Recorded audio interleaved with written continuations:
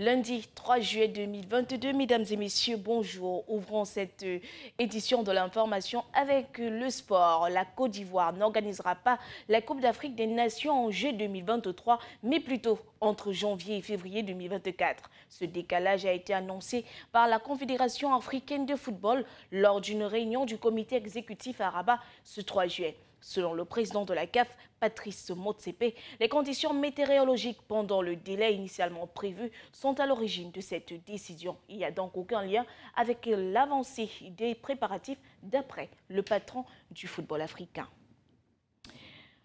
Toujours en sport, CAN féminine Maroc 2022, ce 3 juillet marquait la première journée du groupe B. Le Cameroun a croisé le fer contre la Zambie. Malgré une nette domination, l'équipe nationale du Cameroun n'est pas parvenue à inscrire le moindre but face à la Zambie. C'est un score de 0 but partout. Je vous le disais au sommaire, si vous êtes chrétien, il est fort probable que vous ayez entendu parler de la seconde venue. Une croyance chrétienne selon laquelle Jésus-Christ, qui est mort et monté au ciel, corps et âme, reviendra un jour sur terre et ce sera la fin de l'existence humaine. C'est avec cette notion que les chrétiens d'une église de l'État d'Ondo, au Nigeria, se sont enfermés dans une église pendant des mois en attendant le retour du Christ. Tous les 77 d'entre eux, y compris des enfants, ont été secourus par les autorités militaires de cet État. Larissa Libom nous en dit plus. Ils étaient 77 chrétiens à attendre la venue du Christ dans une église de l'État d'Ondo au Nigeria. Afin de mieux se préparer, ils se sont enfermés pendant plusieurs mois. Ils ont été secourus par la police nigérienne. Il faut dire qu'ils étaient recherchés par leur famille qui ignorait totalement leur projet. Selon leurs croyances, la seconde venue de leur Seigneur était prévue en avril 2022. Passé ce délai, leur chef leur a dit que la venue avait été repoussée en septembre. Le principal chef de cette église n'a pas encore été retrouvé, tandis que le pasteur qui travaillait avec eux a été conduit au commissariat pour répondre à quelques questions afin d'éclaircir les doutes. Un porte-parole de la police a déclaré que beaucoup d'entre eux avaient reçu l'ordre d'attendre la seconde venue de Jésus-Christ et contraints d'abandonner l'école pour les enfants et assister à l'événement qui serait mémorable. Le raid est survenu après qu'une mère se soit plainte que ses enfants avaient disparu et qu'elle pensait qu'ils étaient enfermés dans une église. Au total, on dénombre 26 enfants secourus, dont 8 adolescents et 43 adultes. L'ambassadeur d'Espagne au Mali a été convoqué afin de s'expliquer sur des propos faisant allusion à une éventuelle intervention de l'OTAN au Mali. Bamako, qui n'a pas apprécié les propos du diplomate qualifié d'Inamico, a aussitôt réagi par son ministre des Affaires étrangères vendredi dernier au cours d'une intervention à la télévision nationale. Ce récit est signé Serge Bertrand ici. Une intervention de l'OTAN au Mali, nous ne l'excluons pas. Si cela représentait une menace pour notre sécurité, nous le ferions.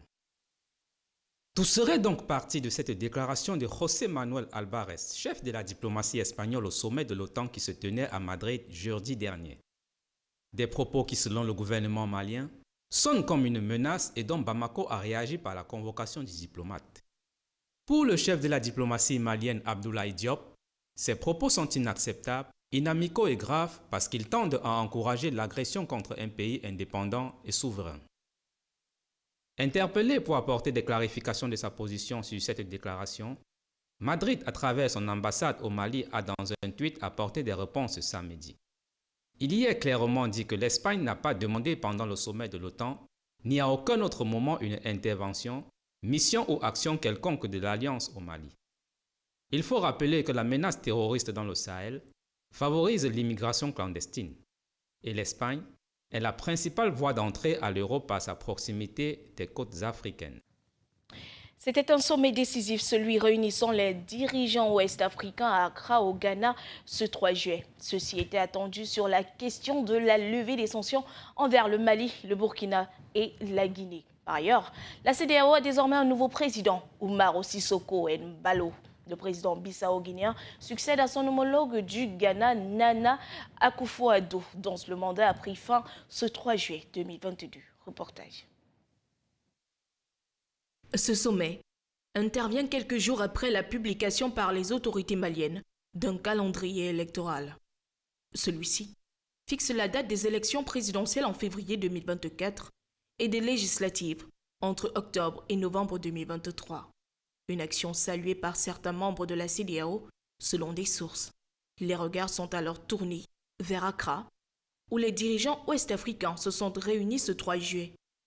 Au menu, la révision des sanctions envers la Guinée, le Burkina et le Mali. Des pays qui ont en commun des sanctions sur le plan commercial et financier depuis des mois maintenant. Le pays d'Assimi Goïta attend particulièrement la levée de l'embargo et des négociations avec la CEDEAO dans ce sens durent depuis des mois. Il en est de même pour la Guinée et le Burkina Faso, qui sont encore suspendus des organes de l'institution. Le pays de Mamadi Doumbouya prévoit les dates du 24 décembre 2024 pour un référendum constitutionnel et du 25 février 2025 pour la tenue d'élections législatives et présidentielles. Un délai jugé trop long par la CEDEAO. La Guinée, quant à elle, a mené cette semaine une intense campagne diplomatique pour apaiser les dirigeants ouest-africains et éviter de nouvelles sanctions. Et de ce 61e sommet, il en ressort la levée des sanctions commerciales, je vous le disais tantôt, et financières qui affectaient le Mali depuis janvier dernier, mais aussi la validation du nouveau calendrier électoral proposé par les autorités maliennes quelques jours avant la tenue de ces travaux. Concernant le Burkina Faso, la CEDEAO a décidé de lever la menace de sanctions qui pesait sur le pays depuis mars dernier. Pour l'heure, la Guinée, quant à elle, échappe de toute sanction. Tout autre chose à présent, et nous restons en Afrique de l'Ouest, plus précisément en Guinée.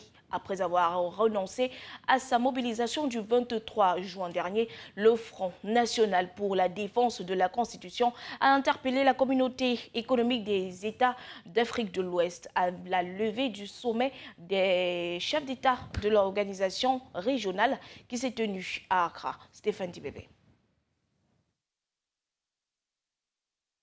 Après l'annulation de leur manifestation prévue pour le 23 juin dernier, pour donner une chance au dialogue sollicité par le Premier ministre Mohamed Beavougui, le Front national pour la défense de la Constitution en Guinée s'en remet à la CEDEAO pour mettre la pression sur la junte au pouvoir à Conakry et obtenir un délai raisonnable de la transition pour un retour rapide à l'ordre constitutionnel. Mamadou Biloba, responsable de la mobilisation et des antennes du Front national pour la défense de la Constitution, dit constater avec regret qu'aucune avancée significative n'est perceptible pour créer les conditions idoines pour recadrer la transition qui tangue en vue d'un retour rapide à l'ordre constitutionnel. C'est pourquoi le FNDC sollicite la bienveillance des instances compétentes de la CEDEAO qui se réunissent ce 3 juillet pour demander au Comité national du Rassemblement pour le développement l'ouverture d'un cadre de dialogue entre le CNRD, les acteurs politiques et la société civile, avec la facilitation de la CEDEAO, la fixation d'un délai raisonnable et consensuel de la transition. Au lieu d'être en 6 mois imposé par le CNRD de manière unilatérale, le respect des droits et libertés fondamentaux, notamment le droit de manifester conformément aux engagements nationaux, régionaux et internationaux de la Guinée. Le Front national pour la défense de la Constitution trouve alors en la CEDEAO un facilitateur pour le retour à l'ordre constitutionnel en Guinée à travers l'organisation inclusive d'élections libres et transparentes. Direction le Cameroun, après de multiples propositions faites au gouvernement camerounais depuis 2014, les choses se précisent de plus en plus pour le projet de réseau urbain de bus à haut niveau de service. Celui-ci pourrait voir le jour dans la ville de Douala, capitale économique du Cameroun. Le conseil d'administration de la Banque mondiale a d'ailleurs approuvé au mois de juin 2022 un prêt en faveur du Cameroun à cet effet. Reportage. Ce financement de 260,8 milliards de francs CFA, approuvé par la Banque mondiale, couvrira environ 77% du coût global du projet qui se chiffre à plus de 335 milliards de francs CFA. Pour ce qui est du reste du financement, 62,1 milliards seront mobilisés grâce à des partenariats publics-privés et 12,4 milliards viendront du gouvernement camerounais.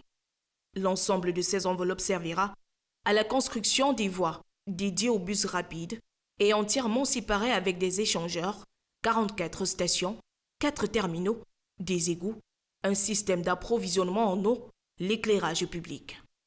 Il est également prévu l'achat des bus et la mise en place d'un système de gestion du trafic. Ce projet pour lequel la Banque mondiale a dû revoir à la hausse ses engagements initiaux date de 2014. En effet, un consortium brésilien avait fait au gouvernement camerounais l'offre de construction de réseaux de bus rapides de transit dans les grandes villes du pays, notamment Douala et Yaoundé. Comme le Cameroun, plusieurs pays africains, à l'instar du Nigeria et du Sénégal, cherchent à se doter de réseaux urbains de bus à haut niveau de service pour optimiser la desserte de leurs principales villes. Refermons ce journal en ochrologie. Il est l'auteur du nom que porte l'équipe nationale. Félix Tonyenbong, celui qui est considéré comme le père des lions indomptables du Cameroun, n'est plus. Il est décédé ce week-end des suites de longues maladies. Félix Tonyenbong avait occupé différents postes ministériels sous les présidents Ahidjo et Paul Biya. Retour sur sa riche carrière avec notre reporter Stéphane Dibébé. Avant de rendre son tablier ce 2 juillet 2022, Félix Tonyenbong aura gravi toutes les marches durant sa riche carrière au service de l'État. Après l'obtention de son baccalauréat en 1959 au lycée Jos de Douala, le natif d'Union Ekele va tutoyer la faculté de droit et sciences économiques de l'université de Yaoundé, où il obtiendra la licence en droit. Parallèlement, il suit la formation à l'ENAM, puis à l'Institut international de l'administration de Paris entre 1962 et 1965. Administrateur civil principal en 1966, le défunt sera ensuite chargé de mission à la présidence de la République pendant 3 ans, puis secrétaire général du ministère du Travail et des lois sociales de 1969 à 1972. L'histoire retiendra de lui que c'est après l'échec du Cameroun à la Coupe d'Afrique des Nations de 1972 que le président Amadou Ahidjo confiera le choix du nom de l'équipe nationale du Cameroun au ministre en charge des sports. C'est ce grand commis de l'État qui a donné le surnom Lion indomptable à l'équipe nationale du Cameroun.